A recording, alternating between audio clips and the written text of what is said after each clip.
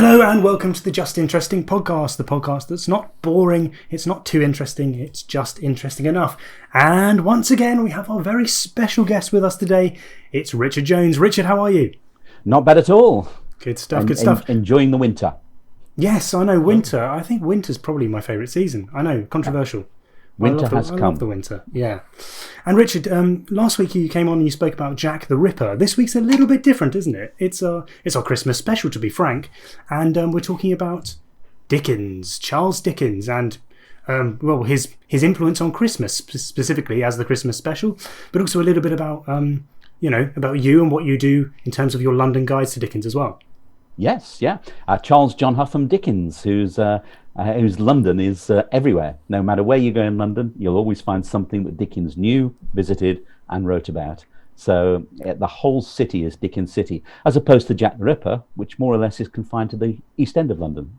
Ah, fascinating. Well, I'm so looking forward to this because I don't know about you guys, Robin and Alex, but I know less than I should do about Charles Dickens, and I hear that Robin has actually put together a Charles Dickens quiz, which terrifies me, considering we're with a Charles Dickens expert. But anyway, we'll move on to that a little bit later. It might be where my credentials as a Charles Dickens expert fall apart. Yes, this podcast will either do wonders or no help at all for your. This could destroy my career. So, Robin, Alex, how are you guys? You well? I'm good, thank you, Martin. Yeah, I'm a little bit intimidated about this podcast today because, like you say, yeah, I know nothing about Dickens except for Oliver Twist. That's a thing, isn't it? So that's basic. So yeah, I'm a bit scared about the quiz later. So before we move on to our main topic, should we go through what we've learned this week? Richard, have you got anything that you've interesting morsel of knowledge that you've learned this week you can share with us? What have I learnt this week? Yes, I have learnt something fascinating this week. That the Proclaimers song, Letter from America, was in fact produced by Jerry Rafferty. That he was the producer for it. Oh, okay. Nice. Interesting. Oh, that's cool. Yeah. There was a, I don't know if you guys saw it, but there was a Proclaimers kind of musical drama that was on TV a little while ago. Did you end up watching that? Oh, Sunshine on Leaf. That was the one. That was the one. Yeah. Did you? I didn't. No. Didn't. It was alright. Was it good? Yeah. It was okay. Is it stellar reviews from all? Is it worth watching for some? If you're a big Proclaimers fan, it's worth watching. But yeah, no, it's fine. What about you, Alex? What have you learned this week? So I learned just a little thing, I'll ask you, what happened on November 22nd, 1963? Oh, Kennedy assassination. Yeah. I'm proud of both of you. Well done. Yes. John F. Kennedy was leaving the Hotel Texas in Fort Worth on the morning of his assassination. And guess who I found out? Who else happened to be there and appears in certain pictures as well? It's only Bill Paxton. Bill Paxton, the 8-year-old boy at the time, was there on the morning that Kennedy was shot. Wow. Bill Paxton from Titanic and Twister. Yeah. Apollo and 13. Terminator. Yeah. And can I just say, it was also the day that the Taj Mahal restaurant opened in Mayfair.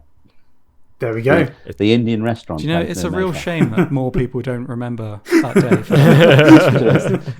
I only know it because they've got a little thing in their window that on the day they open, their takings were 0 because they got this big build-up, and then the Kennedy assassination happened. Oh no! And they took nothing on their first night of opening. Oh dear! Wow, it's amazing, isn't it, that it affected the world in such a way? Because you think that a major event like this, the people would still be going out, but I don't know whether it was the time the time that it happened or the shock. But you think that they would still have some people going there, but obviously. Would a big world event like that make you more likely to want to go out and celebrate? Well, not celebrate, sorry. That's wrong. Have a good meal, I should say. Celebrate life.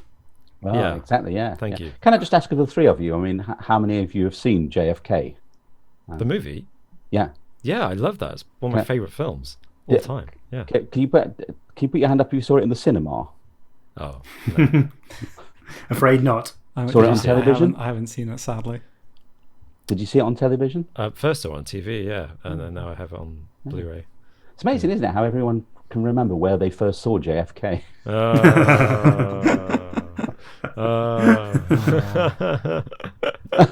Oh, I was hoping that one would go a bit better, actually. I'm sorry, I derailed that with my enthusiasm. Well, from Paxman and JFK, Robin, what have you got to bring to the table? Well, I looked up the origins of the word ketchup, which I've often wondered about because, it's always Heinz tomato ketchup, which implies that there are other kinds of ketchup. True. It's like ketchup isn't just Heinz ketchup. I've had other ketchups before. Well, what kind of privileged life are you living that you assume just tomato Heinz ketchup? That's all I've ever had. Yeah. Well, it's exactly what you think. Ketchup is just a word for a sauce, but I wondered where does it come from? But it does apparently. The current thinking is that it comes from a Chinese word, ketchup, in the Hokkien dialect. I'm probably saying that wrong. Anyone who knows how to say that properly, please correct me in the comments on YouTube or on Twitter.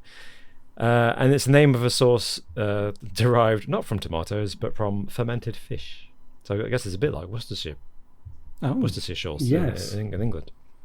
How interesting. I wonder how that what's the journey that makes to then become like ketchup, as in tomato ketchup? Well, this is the thing.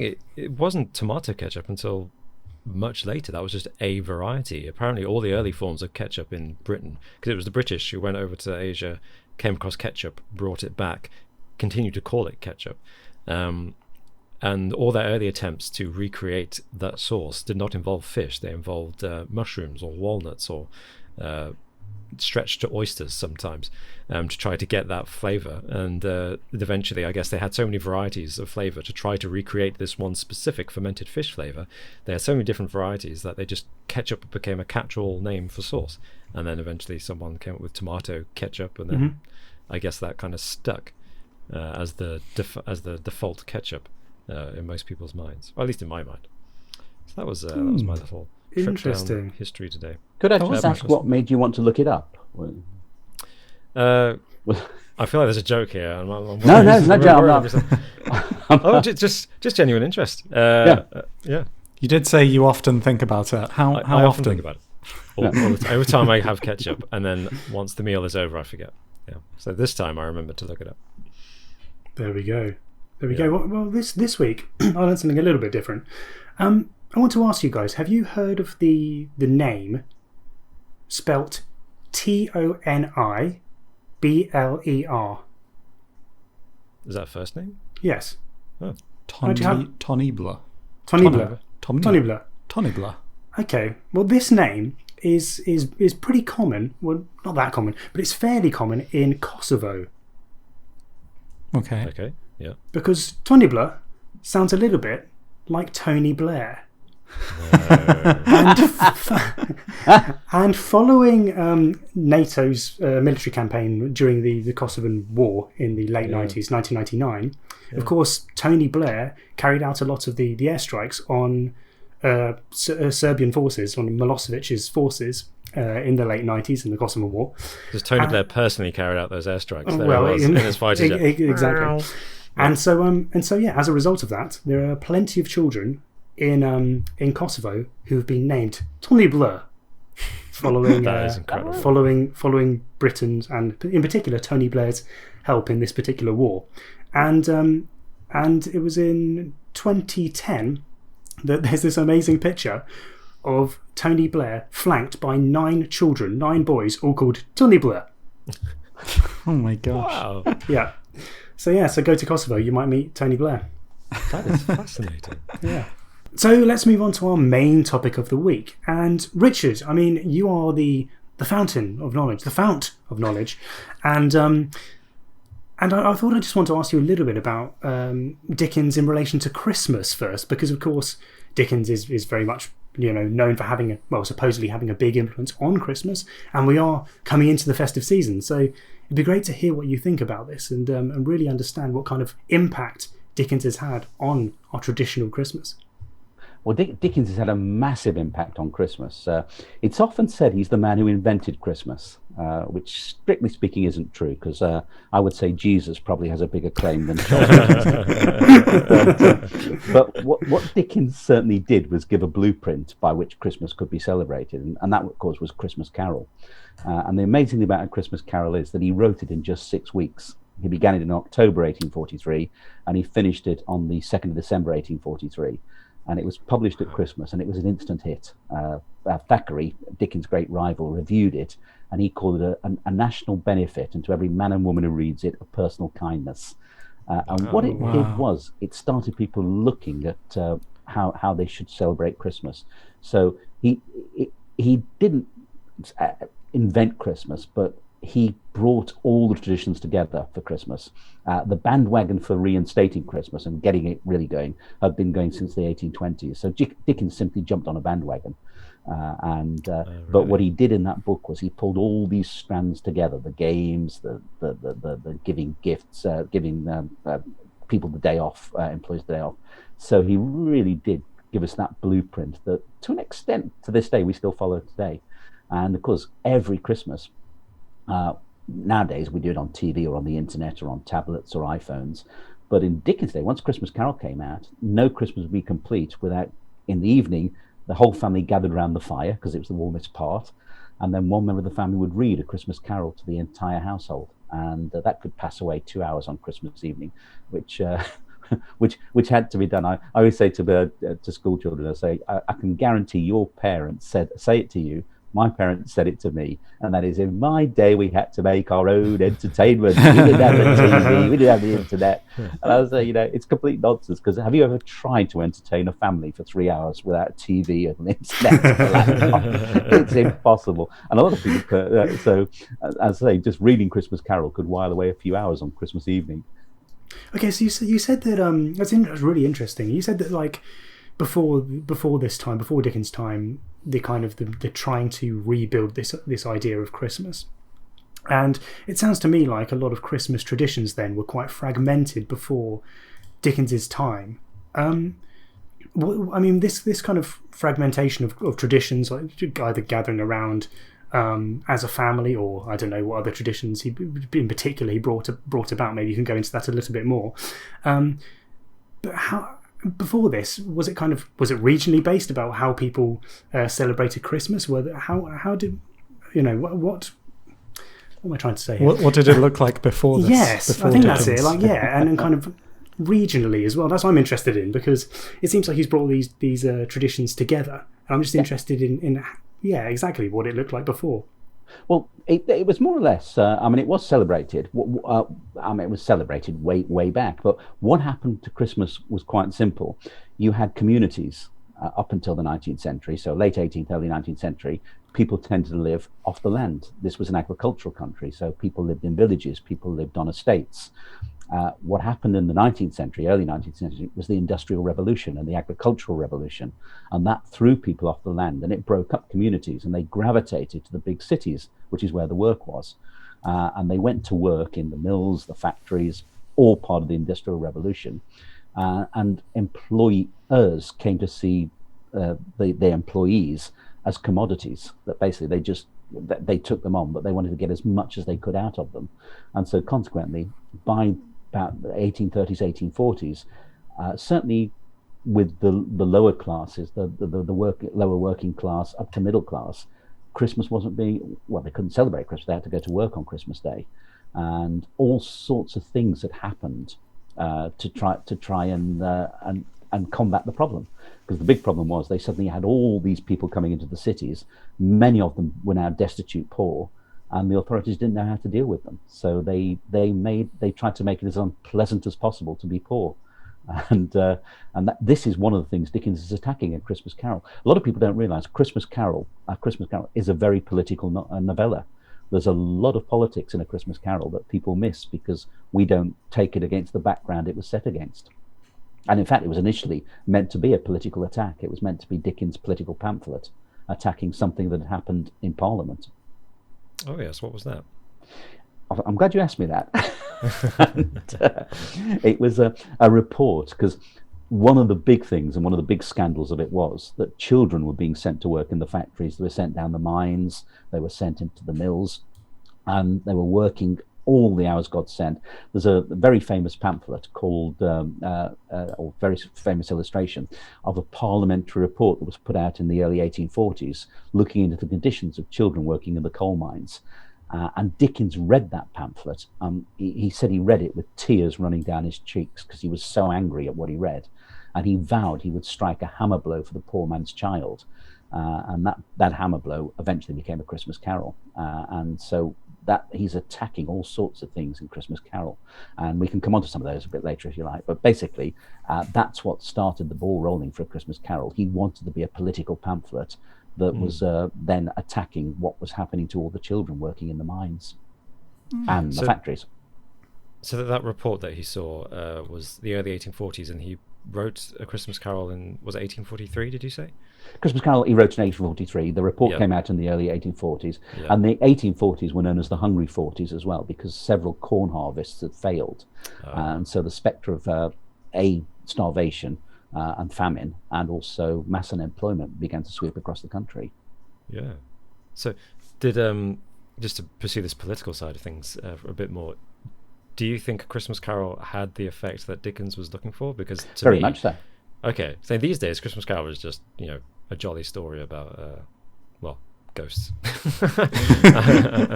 and turkey and gift giving and not being a Scrooge. I can't think of a better word to describe what a miser is other than to say Isn't Scrooge. that good? I suppose that's Coming up with that name, he came out with a word a name that became a word. Yeah, incredible. You really couldn't think of any other way to describe him. And he got that name, incidentally, from two words, screw and gouge. And he pushed screw and gouge together, and that's where Scrooge came from. What's that word when names? I learned this in English years and years ago. But there's a word where, like, when you have a name for a character that basically describes them or encapsulates them as like a person and perfectly describes them. I can't remember what it's called. But that was kind of one of Dickens' most specialties. Yeah, one of his distinctive features as a writer, isn't it, is the names of his characters and how they encapsulate their personalities. Yeah, very much. You like just Scrooge, have to hear the name and you can see the character. You know everything about him that you need to know just from his name alone. Uncle Pumblechook in Great British. It says it all. And Mr. Micawber. Yeah, that's a good one, isn't it? Yeah. So, what were the particular issues that he was trying to highlight? Obviously, poverty and debt, I guess, are two big things. Poverty, yeah. I mean, the interesting thing about Christmas Carol, you said, Dickens did it as a ghost story for Christmas for the very simple reason that one of the popular ways to while away Christmas evening was to tell ghost stories. People love ghost stories. The English have always loved, or the British have always loved telling ghost stories. And so people used to tell ghost stories. And ghost stories were popular at Christmas. Which is why he wrote a ghost story for Christmas, and it's called A Ghost Story for Christmas. But in fact, if you actually think about Christmas Carol, it's not really a ghost story. It's a parable dressed up as a ghost story, and it's a parable about redemption. And that's what it's Scrooge's dark night of the soul, or dark journey through the soul. And he's going through, and it's wonderfully crafted. And given he wrote it in 6 weeks. But to craft that story in 6 weeks. And he always said he walked about the streets of London night after night after all sober folk had gone to bed with a Cratchit forever tugging his coat sleeves, urging him to hurry on home and finish their story. And it was and really, as I say, to write that story and it's the world over, people have heard the name Scrooge and they've heard the name No Christmas Carol, and also the fact that. If you think about it, how familiar with the story you are, but in fact, Ebenezer, as his first name, doesn't turn up very till way on into the book or into the novella. As far as Dickens was concerned, the name was going to be Scrooge. He got the name Scrooge, and in fact, throughout the entire Stave 1, he's Scrooge.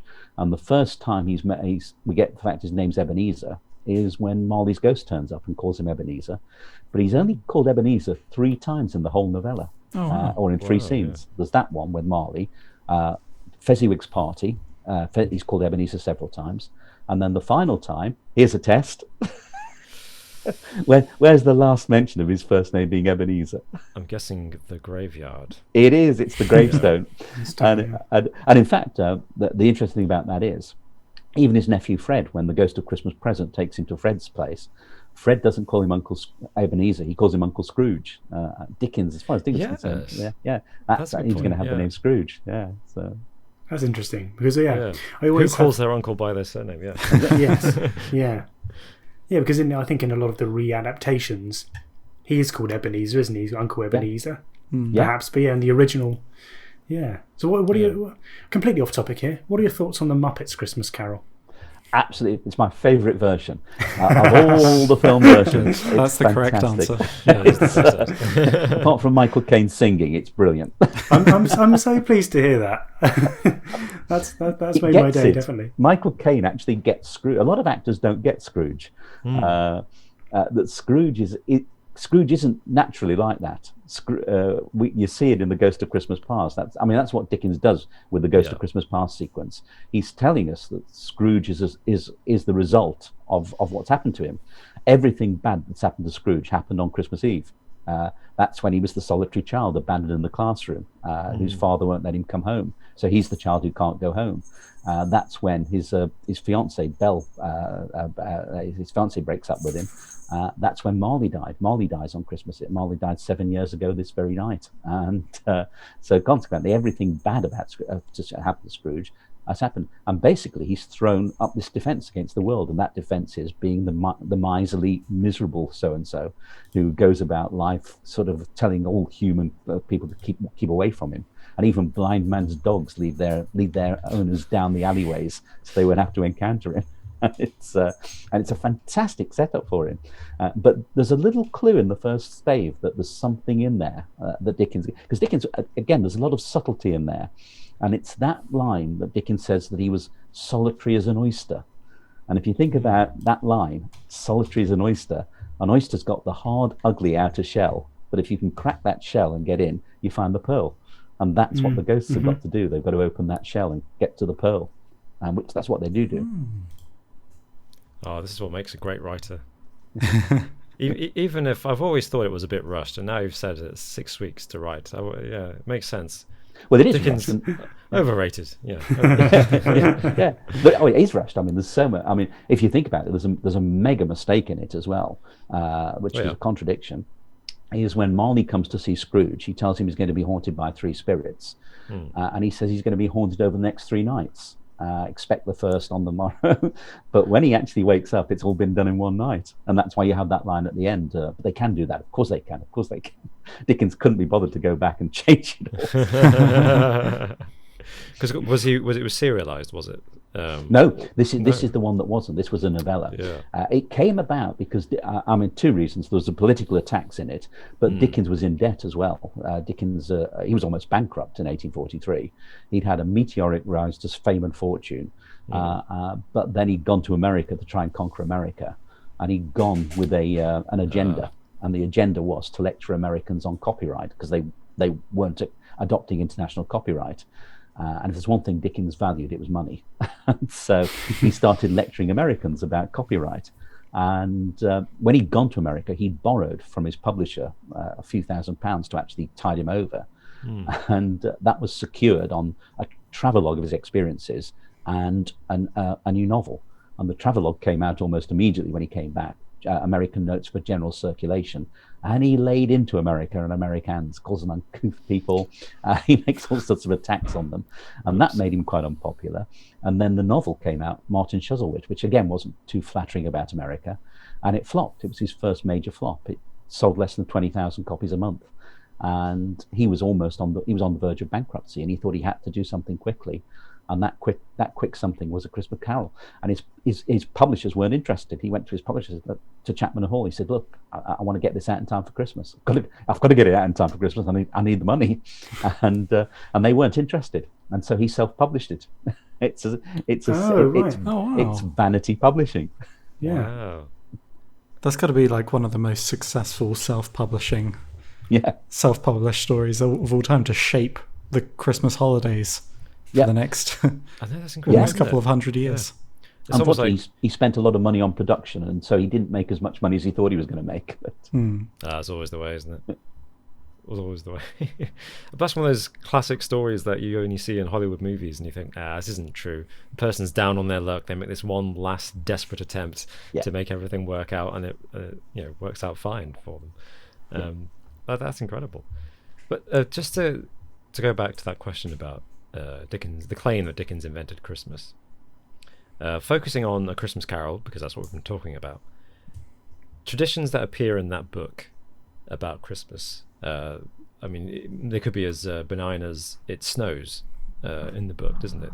Yeah. Christmas is described as a snowy time of year, but I don't know. I haven't had many snowy Christmases. We all live. In fact, most of us live around in London, and London hasn't had snow for a very long time. No. And then, of course, there's things like... this is one that I find particularly interesting, is turkey. Turkey is the traditional Christmas dinner that we have over here. At least, maybe we probably must have got it from America, because that's where turkeys come from. And Hollywood's always got a turkey. But in Britain, everyone gets a turkey for Christmas. I think it's the top-selling meat at Christmas time by a long shot. It's like over twice as many turkeys are sold as everything else. But of course, the Cratchits get a goose. Yep. And one of my favourite stories is by a different author, but also the 19th century, Sir Arthur Conan Doyle. I love Sherlock Holmes, and I love The Blue Carbuncle, which is his only Sherlock Holmes story that's set at Christmas. But that doesn't mention turkey at all. It's all about Christmas geese. And that was written and published in the 1890s, I think, which is 50 years after Charles Dickens wrote A Christmas Carol. So my question is, are there other examples of traditions in A Christmas Carol that we look at it today and think, oh yeah, that's what Christmas is? But really, when you think about it, and at the time, wasn't really a traditional Christmas at all until it was popularized by Dickens.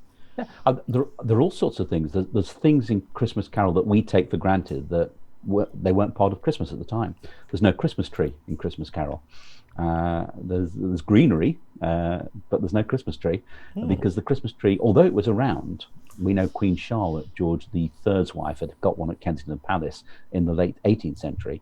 So it was around, but it wasn't popular with households. They liked greenery. They liked having holly, mistletoe, ivy, mostly because it made the house smell fresher than it. Because if you imagine being cooped up in that house, or when it's getting cold with a coal fire going, so you'd have a lot of greenery around in the house, but not Christmas trees. Christmas trees didn't become popular until Queen Victoria married Prince Albert, who was German, and he brought a lot of German traditions into the British Christmas.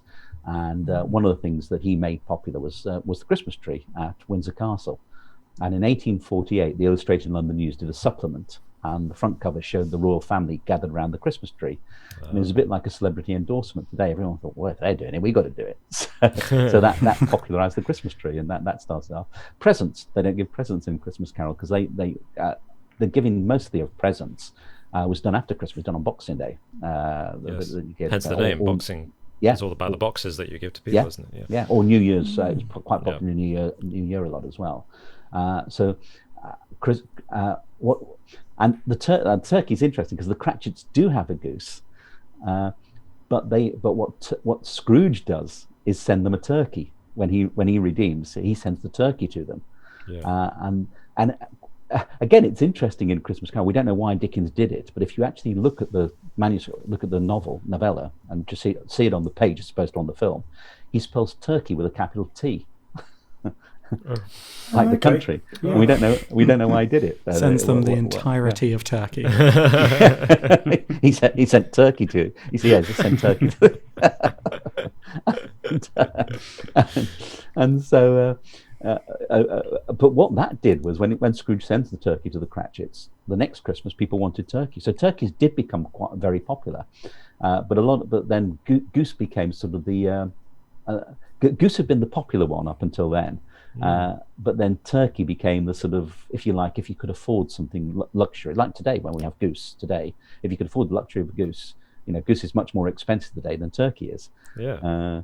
And that it's basically because not as many people like, because goose it's a lovely tasting bird, but you don't get a lot of meat on it. I don't think I've ever had goose. Oh, Never, goose is never lovely. seen it ever. I have a goose every Christmas. We have goose. It's, Oh, great. Oh. Do you get it from There a you go. butcher's or? yeah, I get it from I order it in November, and it gets couriered down on Christmas Eve. Oh wow. Fancy. Very nice. Very Nice. nice. Yeah, No, my children, my boys would not have anything else but goose now for Christmas lunch. Oh, really? Wow. Ah, Yeah. I mean, the funny how turkey's it's always flipped. Yeah. the turkey's always the most disappointing part. I don't know. Maybe this is controversial to say. It's No. always the most disappointing part of a Christmas dinner. It's no one's Hated favourite, turkey. is it? When I wasn't vegetarian, turkey, no, least favorite meat. Just really bland tasting meat. It's tricky to do it without drying it. Yeah. It- Yeah. If you dry. overcook it just a fraction, it dries. It's a difficult one to do, turkey. But if you Yeah. actually put a bit of water in the carcass whilst you're cooking it, it does keep the meat moist, and then it is nicer.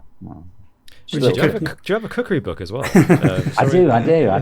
I always cook because my wife, when we first met a long time ago now, she was a nurse, and so she used to work Christmas Day. So I always used to cook Christmas lunch or Christmas meal for us when she finished her shift. Oh, yeah, nice. So the tradition in our house has always been that I always cook the Christmas meal, and and that. So I've learnt with time the ways to keep how to get the meat just right. There we go. Lovely. I think I got that off Jamie Oliver, actually. I think it was in the Jamie Oliver cookbook. But something about putting a bit of, it might have been Gordon Ramsay. It was one of the two. But you put water inside it, and it makes sure that it stays moist. That's Good, a good. yeah. That's a good. A tip. steamed turkey. That's it. Yeah. not you don't fill it with water. And A boiled turkey. That doesn't sound That's so it, good. So this Christmas dinner, when I ruin it, my wife says, "What have you done to the turkey?" I say, "Well, Richard said put water in it. You've drowned it, Robin. You've drowned the turkey. Yeah. Why is there water coming out of the oven? What's going on?" Yeah. Why is the kitchen flooded? So Richard, where are were we? there... Oh yeah, Carol. Oh yes, Dickens. So are there? I mean, you said the signs of Dickens are scattered all around London. Are there signs of A Christmas Carol specifically in London? It's interesting that because there aren't. Dickens is non-specific about many of the locations. He doesn't name the locations. For example, we don't know where Scrooge's counting house was. We do know that Bob Cratchit, when he goes home on Christmas Eve, the first thing he does when he leaves the counting house is go down a slide on Cornhill. So we know the counting house was in the city of London. We know it must have been near Cornhill. And he does say it was beneath a church tower whose Gothic bell peeps slyly down on Scrooge from whose gruff old bell peeps slyly down on Scrooge from a Gothic window in the wall. So that limits the number of churches it could be. My own opinion is that it's St. Michael's on Cornhill. But then again, he doesn't tell us where Scrooge's house is as well. He just says that it's tucked away down a court where it has no business to be. And so we don't know. We don't know where the graveyard is, where Scrooge was buried. And so consequently, you can claim really anywhere in London without fear of contradiction. So yeah, that's the place. And people do it. That's the place Dickens had in mind. I always remember on my Christmas Carol tour, I always end in the churchyard that I think was the one that Dickens had Scrooge's gravestone in, St. Peter's on Cornhill. But I always remember, I think it was about 3 years ago, I got an email from someone saying, well, I went to Shrewsbury the other week, and we went to, I think it was St. Mary's Church, and they've got Ebenezer Scrooge's gravestone in the churchyard, and you said it was in St. Peter's. And I thought, yeah. So I did some in-depth research into it. I Googled it, and and I found out that in fact, yeah, there is. But what it was George C. Scott did a film version of Christmas Carol, which is a very good version actually, and that was filmed in Shrewsbury. It wasn't filmed in London; it was filmed in Shrewsbury, and the vicar of the church persuaded them to leave when the film company actually had the gravestone specially done for the film, and the vicar persuaded them to leave the gravestone behind. So the gravestone's in the church, and it's even got its own TripAdvisor review page. But it's just a prop from the movie then. It's a movie prop. Is that in good taste? I'm not sure. Is it? Fake gravestones in the graveyard. Yeah, something slightly weird about that. Well, if you think about the one last year that Guy Pearce did, I don't know if you saw the new Guy Pearce one. I really enjoyed that one actually. I thought that they're actually looking into the backstory of Scrooge. That because obviously Dickens could not go into all the details that the Guy Pearce version. I've forgotten the chap's name, but the chap who wrote Stephen Knight, who wrote Peaky Blinders, wrote the screenplay, and obviously Dickens would not have got it published if he'd gone into some of those details. But obviously Scrooge's childhood would have been a bad childhood, being abandoned at school. So the hints are there in Dickens.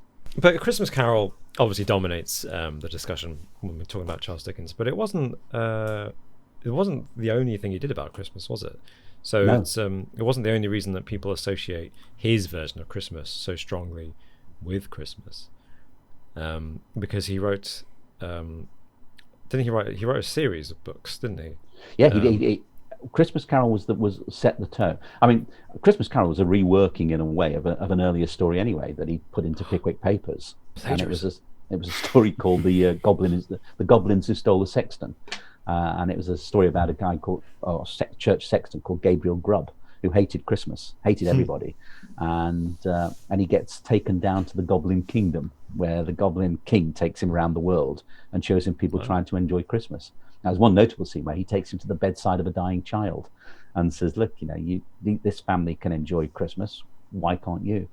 And so Gabriel Grubb was the basis for Ebenezer Scrooge, or the blueprint for Ebenezer Scrooge. Yeah. And then he went on after Christmas Carol. The next year he wrote The Chimes, which actually outsold Christmas Carol at the time. It was a lot more popular than Christmas Carol was. But it's a bit too sentimental. I mean, nobody reads The Chimes anyway. It's too sentimental. And it's about New Year anyway.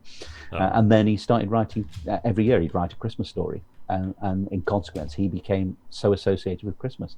There's a very famous, I can't remember who it was, but when Dickens died, it was an American writer, was in Covent Garden, and he found a young girl crying in Covent Garden. And he asked her what was the matter. And she said, "I've just heard Charles Dickens is dead. Does that mean Christmas is gone?"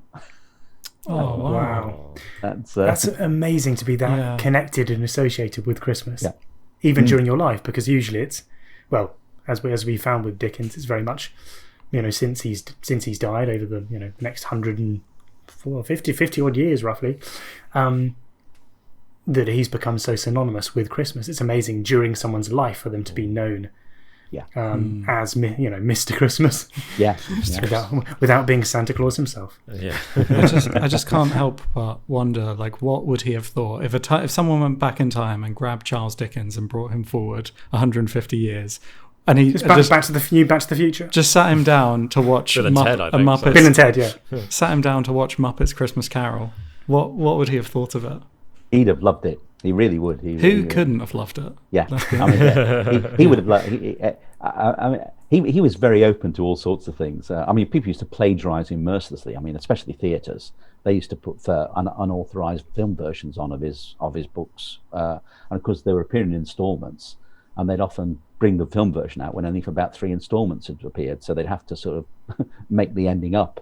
And Dickens used to go and watch them. And sometimes he said, "Look, you're making such a hash of it. At least let me just write it for you." And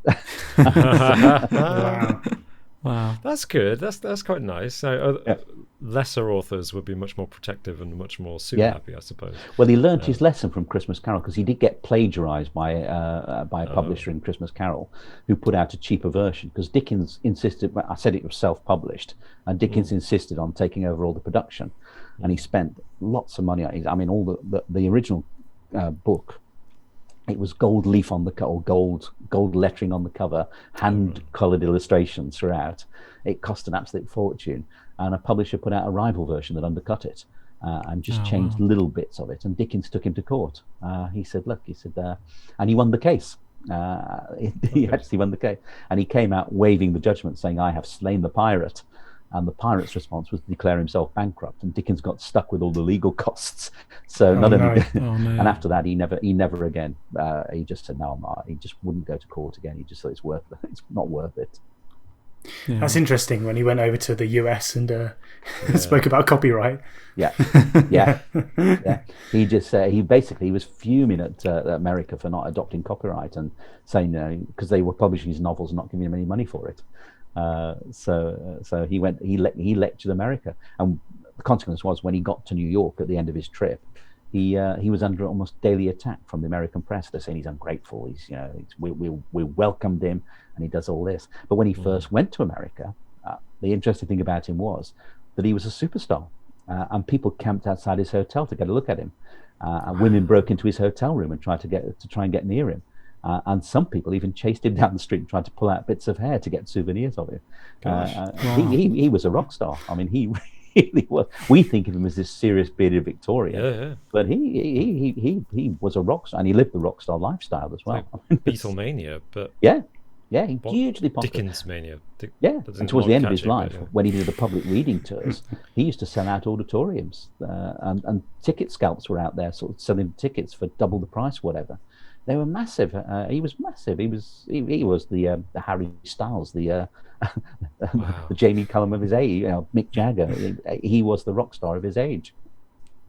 Nothing changes, does it? That's surprising. Even the ticket touts. There's nothing. Nothing. The more things change, the more they say the same. Yeah. He was, in many ways, he was the world's first celebrity in the modern sense of the word celebrity, in that he understood the value of brand. That being a celebrity, you can become a brand, and so brand Dickens was very important to him. And of course, Brand Dickens gave him a problem, because Brand Dickens was Christian house, hearth and home. And when he ran off with an actress, when he was in his mid-40s, he ran off with a young actress. He tried to keep it secret because he thought that would destroy the brand. And so he made a complete hash of trying to keep it secret. So. I mean, good thing he wasn't around when Twitter existed. He'd have loved Twitter. He would have loved Twitter. He'd have been tweeting. He'd have been worse than Donald Trump. But I feel like he would raise everyone's Twitter game as well, because I imagine Dickens wouldn't write a tweet in a bad way. His language, his use of words would be so wonderful. Everyone else would be forced to try to. He wouldn't. He wouldn't spell the word pole wrong. That for starters. Yeah.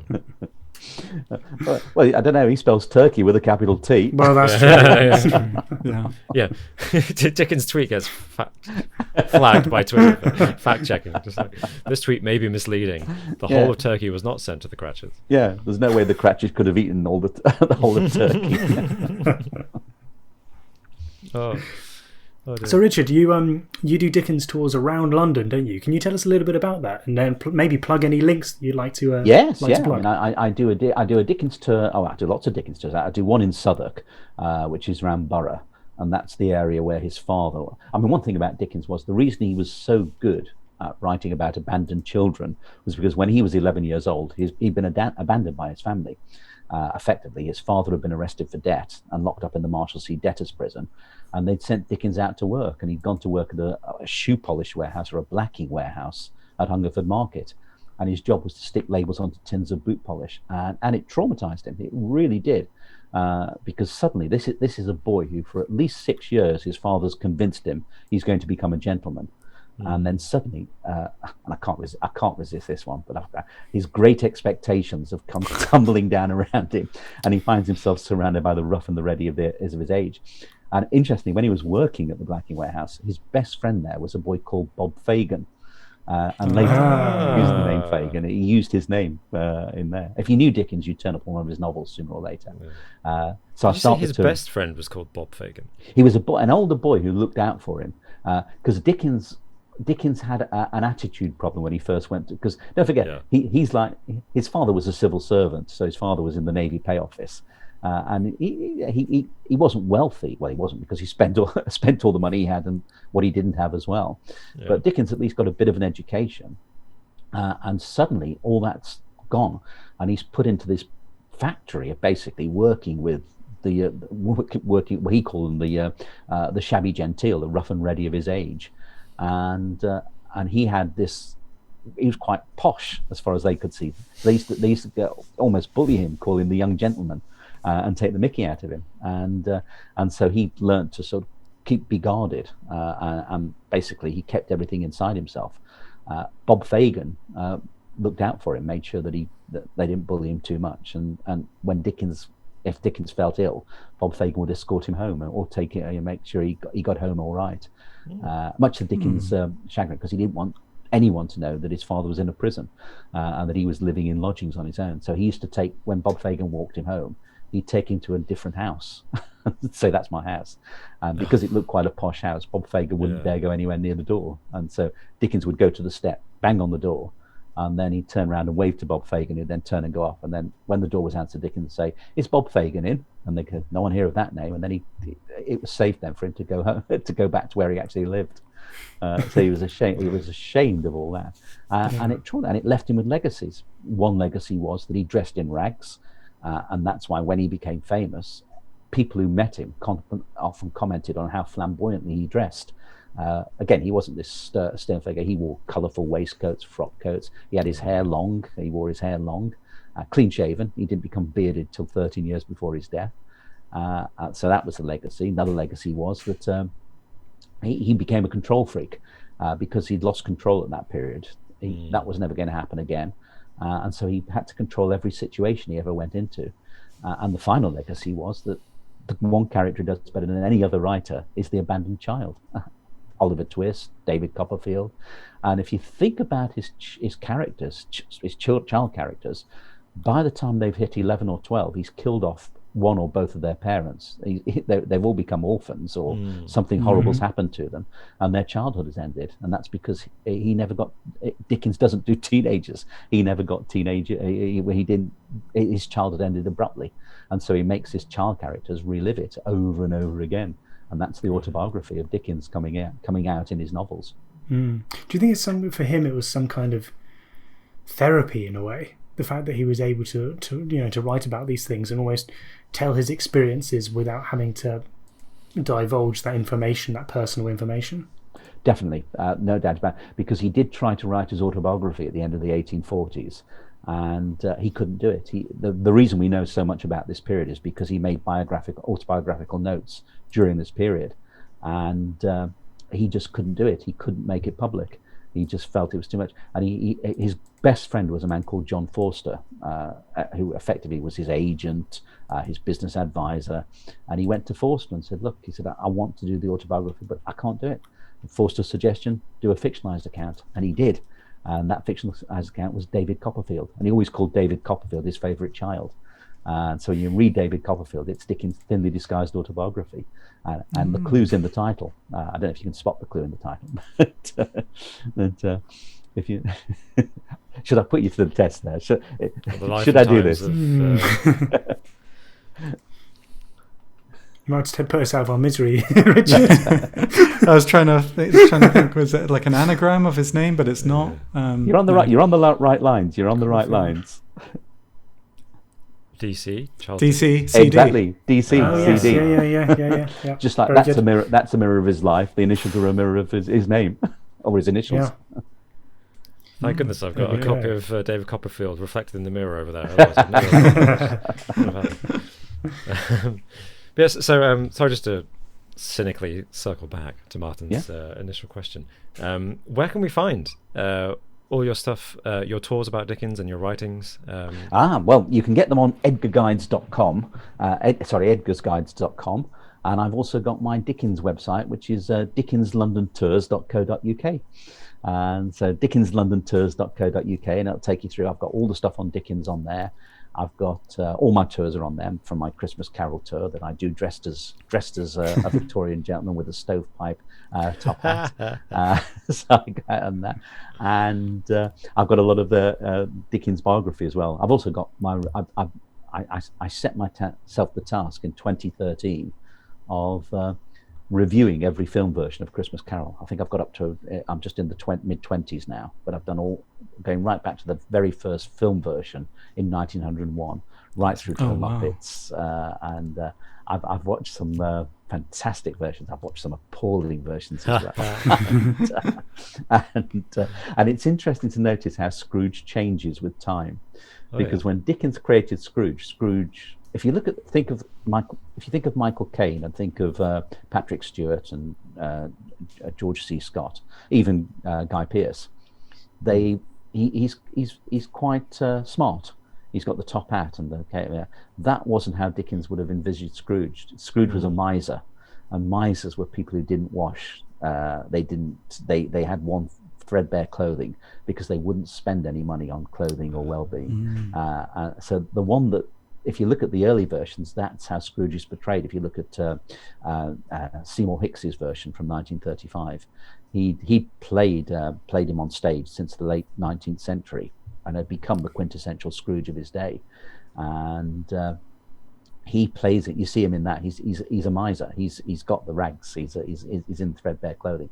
And it was only when corporate America began sponsoring versions in the 1950s that they didn't want the idea of him as they didn't like that idea. They started cleaning Scrooge up, and so Scrooge becomes this sort of smart person in the top hats. But I say this. I mean, those film versions from the 50s, the TV, they're all on YouTube now, and they're worth watching. It's a shame. You think they could sell soap really easily with a dirty, filthy Scrooge character. I mean, you look at some. I mean, you see a lot of the versions, and they are obviously acted by actors who've appeared in soap commercials, because they've just got all that. But no, Chrysler sponsored a version, which was done, and it's amazing to watch because they cram as many mentions of Chrysler as they can into it. I was going to say, I don't quite know where the connection is there, but I mean, if they're being shameless about it. Was it a Chrysler Carol or a Christmas Chrysler? A Chrysler Carol, yeah. It was fun. And it turns out that Chrysler was the true meaning of Christmas this whole time. At the end of it, Scrooge opens the window, looks out. You boy, you there in the Chrysler. Where's the nearest turkey? And then a really weird version came out in 1963, which was it was called Carol for Another Christmas, and it was made by, of all people, that well-known film company, the United Nations. And it was done by. The idea was. It was, and I've just forgotten his name now. Is it Rod Serling who wrote The Twilight Zone? Rod Serling. Rod Serling. He wrote the script for it, and it was done by the United Nations because they wanted to take on the John Birch Society in America. Who, they were saying United Nations is all about one world order, one world domination. So they thought, well, the reason they're saying that is because they don't understand what we do. So they decided to form a film arm, and then take all the airtime on all the American TVs. Christmas Eve 1963, and they did this version called Carol for Another Christmas. Okay. And it's and Peter Sellers is in it, and the chap who plays it's not Ebenezer Scrooge in this, it's Daniel Grudge, and it's very Cold War. It becomes pure propaganda for the United Nations. But it's a fantastic film version, and it's really creepy at first because Rod Serling, who does it, he starts off with and I won't spoil the beginning in case you watch it, but it's a really good beginning, and but then it becomes pure propaganda. It's like you get all this stuff about and all these statistics come up about the atomic bomb, and of course this is the time when they thought we just had a Cuban Missile Crisis. It doesn't have to put a dampener on Christmas. But and the chap who plays Daniel Grudge was what was his name? Sterling Hayden, who was in Doctor Strangelove. Oh yeah, with Peter Sellers, he plays He plays Daniel Grudge, and Peter Sellers in between. And that was the year Doctor Strangelove had come out, and so Peter Sellers in between had managed to have a heart attack. So this was his first one coming back after his heart attack, and he plays the Ghost of Christmas Yet to Come, which is fantastic. When you bear in mind this is 1963, and he lives in the Imperial Me generation, where the whole world is obsessed by me. And if you think it's the social media generation that's being forecast there, it's a fantastic. But it's called Carol for Another Christmas, and. It's intriguing. I mean, that's amazing. If you're going to sponsor it, you at least want to get your brand message in there, don't you? A bit of propaganda. Well, you get it's really interesting that so many people have tried to sponsor A Christmas Carol. If you had to have a list of stories you thought that people maybe wouldn't sponsor, it might be something that's supposedly has such a sentiment. Well, actually, sentimentality is quite easy to tie a brand to. But it just seems odd to me. So many people have done this. What's interesting about it is that because corporate America got involved, the message changes. If you think about when Scrooge reforms in all the modern versions, he reforms. He goes out giving away money, and that's not in A Christmas Carol. Money's hardly mentioned at all. The whole point about Christmas Carol is money's what's made Scrooge so miserable. And when Scrooge reforms, he doesn't say, I'm going to give money to everybody. He says, I shall keep Christmas in my heart every day of the year. So the message is, it's about Christmas and peace and love, man. That's the message of it. But of course, when it changes, he goes handing out money. I mean, and you see that a lot in, for example, the Ross Kemp version that Ross Kemp did in 2000, which was when he was Eddie Scrooge. Eddie Scrooge. Eddie Scrooge. Surely that has to be one of the worst versions out there. I thought it was fun. Again, you'd be surprised how good it is. Which versions are bad then, Richard? Well, the bad version. I mean, there's one called, which again, it's in almost its entirety on YouTube, is Ebenezer, and it was, and it stars Jack Palance, and he plays Scrooge as a Western gunslinger. Nice. And it's oh my gosh, and it's one of those. It's one of those films that's so bad it's brilliant. And you just, it's so on PC, and I tell you, who is in it as well as Ricky Schroeder's in it. But that's when he wanted to be taken seriously, so it'd become Rick Schroeder. And it's so fantastic. And Tiny Tim it's a brilliant Tiny Tim, because the actor who plays him looks so ill you don't think he's going to survive the film. but it's just one of those films, just when you think it can't get any worse, it gets worse. Ebenezer, right, I'm gonna have to look that one up. I'm making a note of all these recommendations. This is fantastic. Yeah, I was worried for a moment, Richard, that you've been suffering some kind of Stockholm syndrome watching all these Christmas carols back to back, and by the end of it, you're just like, I just love this thing. I don't care how bad it is. As you watch them, you just want bad versions, because when it's good, it's the same story, so you just know the story. True. So you're not really watching. I mean, it's like the Titanic. You know it's not going to end well. No happy ending in Titanic. But we strayed sort of off the novel there, didn't we? In the novella, we strayed a bit away from him there. That's right. You've expanded our horizons. This is wonderful. Yeah, because you did ask me about the political points in it, didn't you? And we did. Yeah. Before we move on, I guess. To the quiz. I know. What were the political points that he was trying to... The biggest political point was an attack on a clergyman turned economist called Thomas Robert Malthus, who'd come up with an essay called The Principles of Population in 1798. And he argued that if a man can't afford to have a family, then he doesn't deserve to have a family. He mustn't have a family. And the authorities had based the workhouse on Malthus's preachings. And so Malthus had died in 1835, 1836, Malthus died. But his preachings, Malthusian economics, was still an important part of this new industrial revolution. And they came up with the workhouses that made it really unpleasant for poor people to go into the workhouses. They split families up. And so Dickens detested everything Malthus stood for. And so he attacks him in Christmas Carol lots of times. The Cratchits, for example, are just the family that Malthus says shouldn't have the right to live. They shouldn't have a family. And yet they're a happy family. They're a hard-working family. They're just poor. And that's why the Ghost of Christmas Present says to Scrooge, he said, man, if man thou be, what right have you to say who the surplus population is and where it be? In the eyes of heaven, this man's family is more important than you, with all your effectively all your wealth. But very early on, there's the attack, which is a brilliant attack, and a lot of people don't get the fact there is attacking Malthus in it. Is when the two charity collectors turn up, and they ask him for money, and he said, "Well, are there no workhouses? Are there no prisons?" They said, "Oh, yes, there are prisons, workhouses." And he said, and then they go on and said, "Well," he said, "what should we put you down for to give to the poor?" He says, "Nothing." And the man says, "You wish to be anonymous?" He said, "I wish to be left alone. I don't make merry myself at Christmas, and I can't afford to make idle people merry." And then the man, he says, "I pay for the workhouses in my taxes. I pay for the poor law. Those who cannot survive should go there." And that's when the man says, "Well, many cannot go there, and many would rather die first." And then comes the attack on Malthus. Well, if they would rather die, then better then let them and decrease the surplus population. And that's exactly what Malthus's essay was about. And Malthus gets attacked constantly. His other argument was that food is finite. So if we allow people to breed and don't keep a check on population, then the food's going to run out. And Dickens' argument was, which sadly it's an argument we're still having today. There's plenty of food, we just don't manage the distribution. We waste so much of it.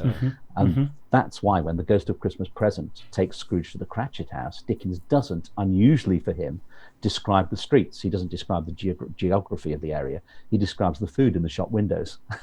And he's saying all this food. If you read the passage, there's nuts from Brazil, oranges from Spain, and he's describing all the food that's going to go to waste because we're not managing it so well. And sadly, we're arguing the same today. Goodness knows how many years after. Very true. Very true. Very true. Yeah, very. Sorry, I fancy an orange now. You think it's just a wholesome put a Christmas dampener. story? So sorry to put a dampener on things. Oh, God bless us, everyone. Merry Christmas. Well, as it's the Christmas special, what Christmas traditions do you all have? Do you have anything unique to your households? Or what's your routine? Do you get up? Do you open presents first? When do you have your lunch? Presents I mean, first, definitely. Yeah, I mean, for us here in the UK, there's two things, aren't there? Traditionally, there's opening your presents in the morning or opening them after in the afternoon after the Queen's speech. Because I imagine that our American listeners and other people around the world, that tradition is fairly obsolete. I but yeah, did the not morning. know the Queen's speech was a thing that happened on Christmas Day until I was 22 years old. What? I just Sorry, what? well, I'm. You don't listen to the Queen's speech, Robert. How could you? Do you have Do you not have a television or radio? I did. I had both of those things. I think my family was just a bit too heathen, and maybe that's why I'm not a royalist. I don't know. Maybe I've religiously grown up watching the Queen's speech every Christmas. Can I just back you up there? I never watched the Queen's speech. Neither do I. But I knew cheers. I knew it existed. Yeah. No, I don't either. I don't think anyone on this podcast watches the Queen's speech. So. I can't understand the fuss over it. Yeah, it's not even live. I mean, she's recorded in the middle of something. It's worse than Guy Pearce. It's all scripted. She doesn't improvise a thing. Where's the improv? Where are the jokes? Where's the corgis? You never see the corgis, do you? Oh dear. No, but there is that debate though. Where does everyone stand on the whole opening your presents on Christmas Eve versus Christmas Day? Just wait. Christmas Day. Christmas Day. Yeah. Okay. Because I think it's a growing thing in the UK, but certainly it's a German tradition, I think, and I feel like people are arguing about it all the time that I know. Opening your presents on Christmas Eve so you can concentrate on the real meaning of Christmas on Christmas Day itself. Okay. I think is the thinking, but it probably comes from the tradition of stockings you do on Christmas Eve, but you wouldn't have proper presents. You know, if you have stockings, you're probably too poor to have presents to open on Christmas Day. Darn them! I'm darning my socks. Yeah, exactly. Well, I guess we kind of do that in the sense that Boxing Day is more that just like relaxed family day than Christmas Day. I don't know. I always kind of actually prefer Boxing Day. Like Christmas Day seems a bit too hectic. You're mad. That is madness. No, No, it's not, because like you get all the Cooking presents. the dinner. You get all the presents on Christmas Day, but you can't actually like enjoy them until at least Boxing Day. I understand that you speaking now, but as a child, I remember being Christmas night, lying in bed and just being devastated, being like, "It's over for another year. The dream's dead. The dream's dead for another year." I can so relate to that. I can remember that, thinking, "Oh Yeah. no, it's a year away." It's done. It's done. There's no time now that's further away from the joy of Christmas. And I only ever got an orange for Christmas. Oh. A year before I there we can have go. another orange. I do have one tradition on Christmas morning, which I've done. We've done every Christmas, and they're going to hate me. They're going to hate me for revealing this, but ever since my lads were little, I always, and they were brilliant. I had the two best kids at Christmas. They never got up early. Wow. They never woke up till we used to have to wake them up. So every Christmas, because we gave them sleeping tablets the night before. Actually, that's but we spiked their milk. But every Christmas morning, I videoed them coming down the stairs every Christmas and opening and going to their stockings by the fireplace and opening their Christmas presents. And and they're 20, 21 and 23 now, and I've got all those Christmas mornings going right back to when they were 1 and 2 years old, of them coming Amazing. down the stairs in the morning, and I made them do it last year. Nice. Good. And Good. they had hangovers, and they go, You're still that's spiking right. their drinks. Is that still what's... find the drink, yeah. Well, on that note, who wants to do a quiz? Ah, Yes, absolutely. Sounds good.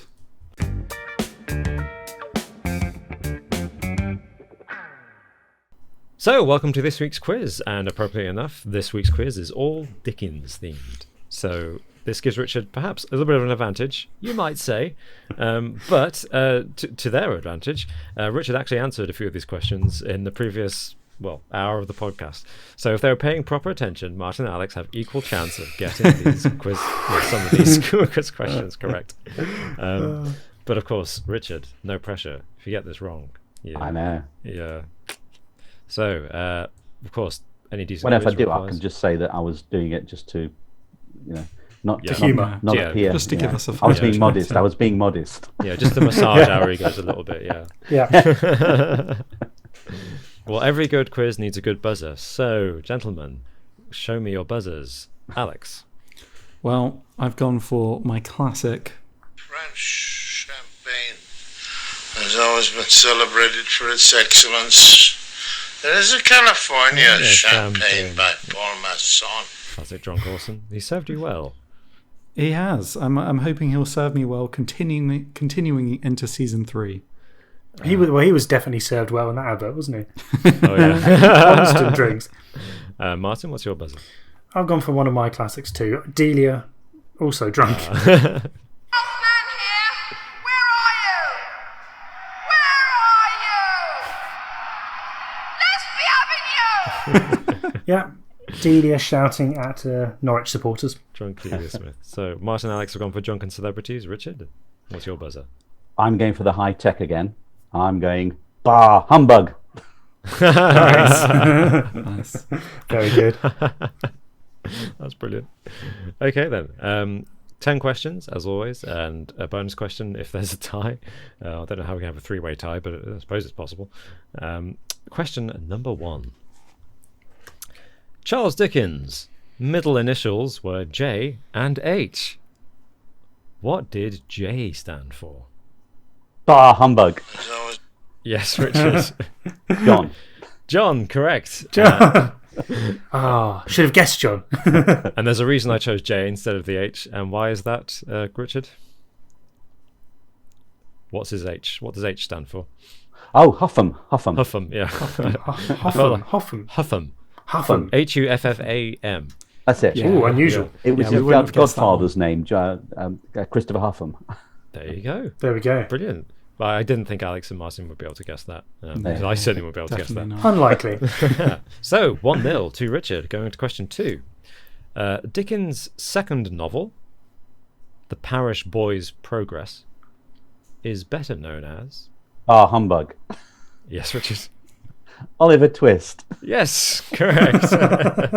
Okay. I think Richard's got a very advantageous buzzer. Was there any point in us doing the buzzers? Yes, there was. I'm looking forward to hearing them. Okay. Okay, 2-0 to Richard.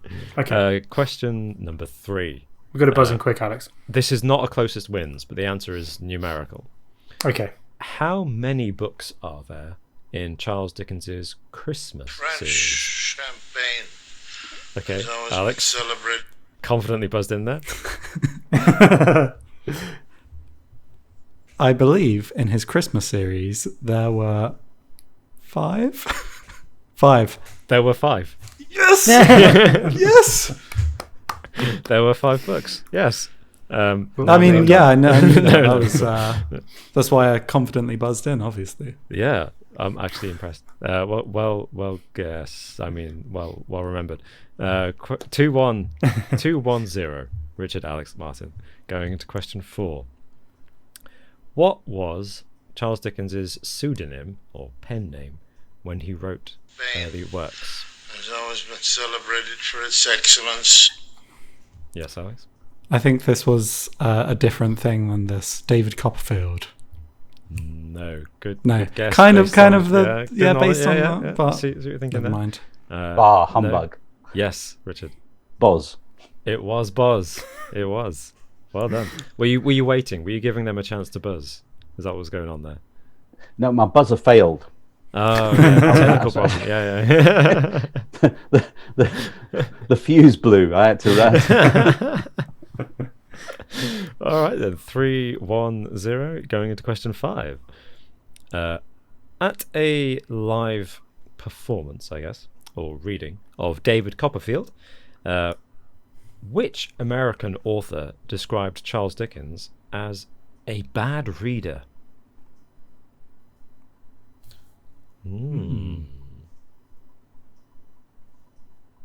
Good question. Which American author? And this Charles Dickens did the reading, so it's an author of that era. Mm-hmm. Who you Trying will to have think heard of. what You will have authors heard of them. from that time. Unsuccessfully. Of the Ah, 18... humbug. Yes, Richard? Shall I? Yes, please. Mark Twain. It was Mark Twain. Okay. Did you know that, or was that a guess? No, I did know that. Yeah. You did know that. Samuel, Oh no, this is Just embarrassing. waiting. We're getting the Mark Twain sympathy. didn't like Dickens. The sympathy. A lot of authors didn't like I'll Dickens. give him a chance. This is embarrassing.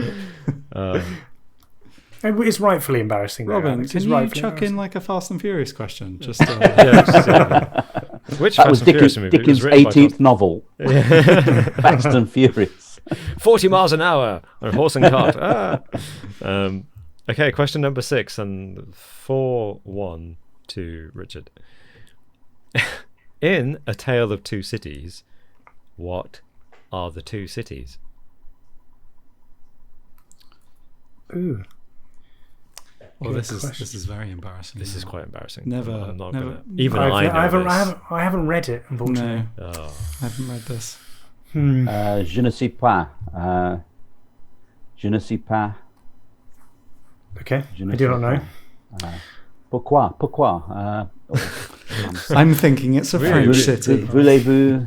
You can play this game. Course, proof. Oh, no. Call blimey. I can't. French Oh, okay. champagne has always been celebrated for its excellence.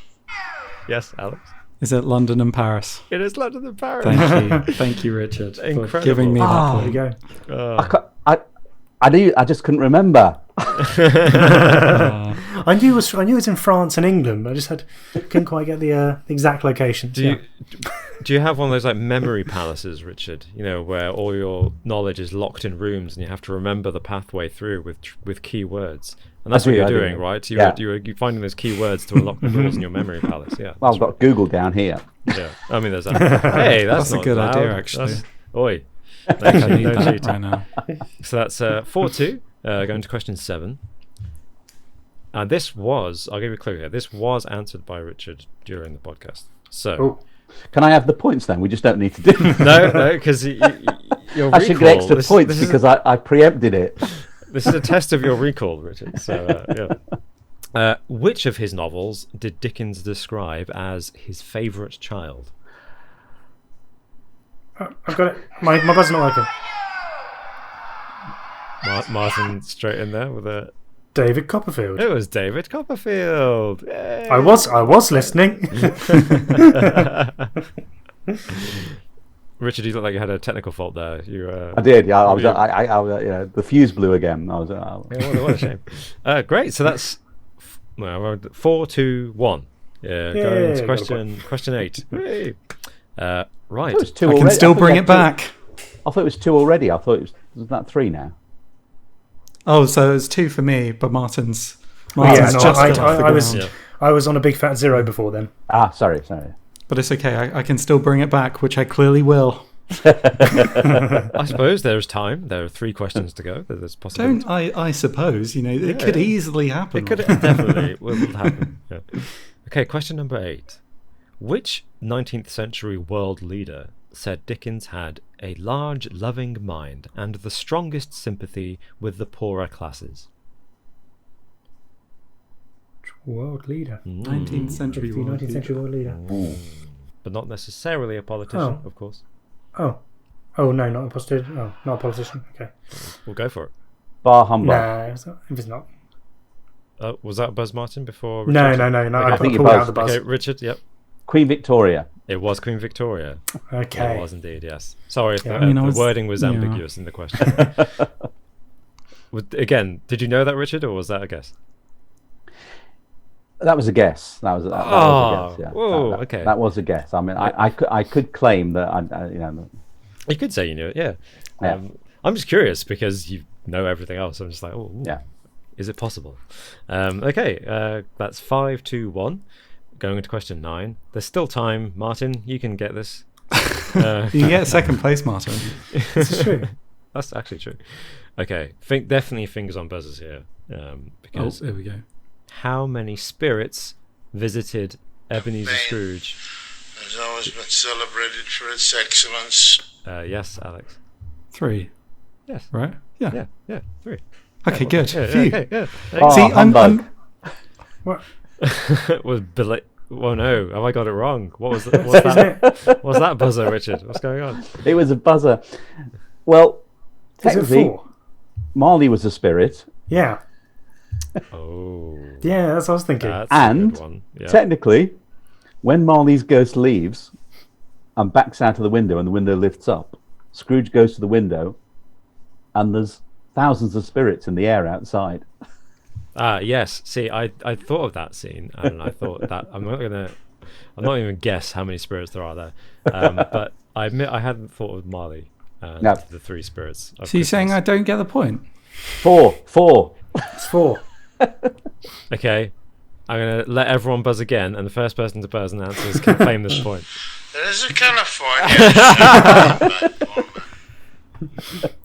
Having But you got it wrong though. You've already had your guess. having reflected on this, Rowan, I'd actually like to say 4. The answer is 4. Thank you. That gives you 3 points, Alex. So 5-3-1. Bar humbug. Oh no! Oh come on! What is it now? Well, technically, Marley doesn't visit him because it's Marley's house. Oh. Oh, can you visit your own? I mean, that's getting. Can you visit your own now house? We're getting into otherwise. So technically, I was right the first time, and this whole thing should just be Yeah, edited either way, out. you've got the points. Okay, True. there we go. I mean, who are we kidding? This is we're being trounced here. Right. So, question number 10, final question, and this is definitely fingers on buzzers because it's a true or false. So there's a Oh, I love possibility. these ones. Yeah. True or false? Dickens's unfinished novel is called The Mystery of Edwin Drood. Bar humbug. I think that That was a Richard. tie there. Yeah, I think it was. I don't know. I heard that buzzer go off just as I was saying it. So I know. I don't know it though. So you know. I think Alex and I both heard you first, Richard. So Yeah. are you sure? Yeah. Sorry, Martin. What was the okay. question again? Okay, I've only got one. What was the question again? I'm just being nice now. It's The true. question's It's true or false? It's true. Yes, it is true. Yeah, of course it is. Well done. I mean, it's the appropriate name, really, for an unfinished novel, because we'll never know. A complete mystery. Dickens dropped dead before he finished it. Tim. There we go. Yeah.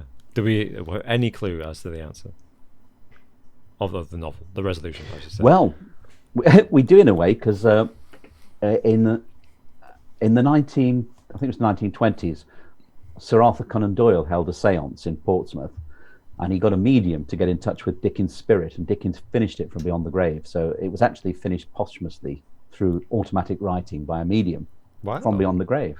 And That's cool. Well, it's not, because it demonstrates one thing: writing talent does not transcend the grave. Oh, I mean, that's one interesting thing that we didn't actually mention, but the fact that Charles Dickens and Arthur Conan Doyle were both in the Ghost Club and conducted like paranormal investigations, didn't they? Maybe that's a story for another time. That's true. Yeah, we're going to talk about another podcast. Please let us know, listening to us on whatever platform you listen to, or watching us on YouTube. Let us know via Twitter or in the comments below whether you'd like us to talk about that story of Dickens and Doyle in the Ghost Club. But that doesn't take away from the victory, the twist shock victory that Richard has secured in this Dickens-themed quiz. And Very they good, said I'd Richard, never very get good. anywhere. Would you like a bonus question? Oh, yeah. Well, if there is one. Is it Dickens there's- themed? Yeah, sorry. Yeah, it is. But it is a closest wins. So, Oh, okay. Okay. so Okay. there's a chance, again. Closest wins. How many Christmas short stories did Dickens write for the Household Worlds and All the Year Round magazines? How many Christmas short stories did he write for those two magazines? French champagne has always been celebrated for its excellence. I think he was quite prolific with these stories, and I think he wrote at least 25. Okay, 25 is your guess. Martin, do you have a guess? It's one of those where I'm like, could Richard perhaps go first? the rough ballpark. I reckon, yeah, prolific. But then Christmas isn't, the season's not that long, is it? He's probably doing it for about 10 years, maybe a couple of years. I'm going to go for slightly less. I'm going to go for 17. Okay. Richard, what's your guess? I'm going to go for 15. Oh, okay. Well, the answer I have written down, and I stress that because I'm scared that Richard has a different answer to the one that I've got, is 18. Oh, wow. So Martin gets the point because he only wrote one Christmas story, an annual Christmas story for those magazines, and those magazines ran for 18 years. There we go. But one after the other. They didn't run concurrently. Is that right, Richard? Don't know. Paranoid here. That was pure guess on my part. So, Oh, great. Well, it was so, close. It was very close. But Martin was just closer. So, yeah, Yep. well done. And any... Well done, Martin. Do I win the quiz? You do win the quiz. Richard, go home in shame. Yeah, You have lost the quiz. He should get extra bonus points for that. Well, then. Well, thank you, Richard. And well done for winning the quiz. Again, great pleasure for joining us. It's a pleasure to be here. Fantastic. Really That was enjoyed wonderful. Yeah. And we're going to be sure to check out one of your Christmas stores, or I will anyway. Your Dickens Christmas stores and your Edgar's Guides. Edgar's Guides, and Edgar's I'll be Guides. doing on that website. I'm putting the dates up tomorrow, but I'll be doing a virtual Christmas Carol tour over Christmas as well. Oh, amazing. lovely. So, Wow. Oh, so wonderful, yeah. I'll be wearing my yeah. Scrooge outfit on camera. Oh, wonderful. That's wonderful. Well, by the time this podcast is live, those dates will definitely be up. We're Yep. recording this at the very beginning of December / the end of November. Yeah, And, so we'll link to those in the description for Yeah. sure. Yeah, So you have absolutely. So you can We click, should have a prediction. click on over. You should have a prediction if it's going to. Is it going to snow at Christmas? On Christmas Day? Ah, I mean, No. it's unlikely. I don't want to get my hopes up. Yeah. I don't know. I've got a fact about this actually, which I found out the other day, but it wasn't my fact of the week. In the UK, the official definition of a white Christmas is if at any one of the several hundred Met Office weather stations around the country, a snowflake is observed falling. It'd be interesting to know then how many white Christmases we've had. Apparently, quite a lot. Our standards have fallen Standards heavily, have haven't they? really dropped. Well, look, we'll just take one snowflake this year. Yeah. That's fine. That's all we want. And is That's that literally- snowflake in the traditional meaning of the word, not the modern? No, Have a white Christmas every year. It's Yeah. like, where did that person come from? Just Yeah. a plane flying overhead. No. Well, again, thank you so much Thank for a you. fantastic podcast. And maybe it's a bit early, but a Merry Christmas. And God bless us, everyone. Yay. Very good. See you all See you next later. time. Bye. Bye. Bye bye.